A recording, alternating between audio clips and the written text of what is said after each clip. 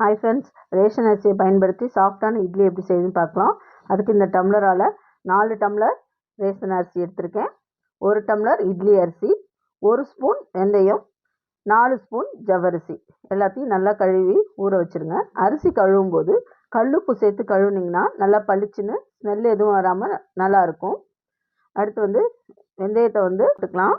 அது கொஞ்சம் நேரம் ஓடினதுக்கப்புறம் நம்ம ஜவ்வரிசியை அதோடு ஆட் பண்ணிக்கலாம், ஊற வச்சதை.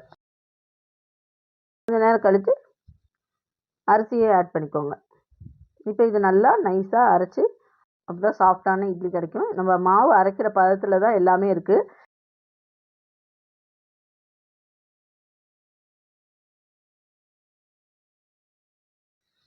அதேமாரி அரிசியை அடுத்தடுத்த பேட்ச் போட்டு எடுத்துருங்க.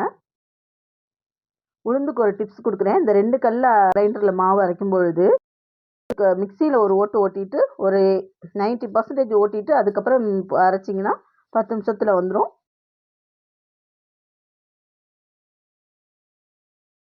நிறைய பேர் வீடியோ சப்ஸ்கிரைப் பண்ணாமல் பார்க்குறீங்க, சப்ஸ்கிரைப் பண்ணிடுங்க.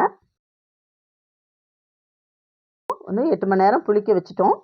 பாருங்கள், நல்லா பொங்கி வந்திருக்கு.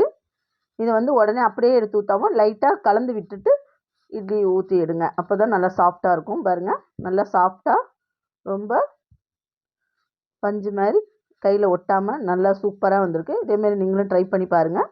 Thank you friends.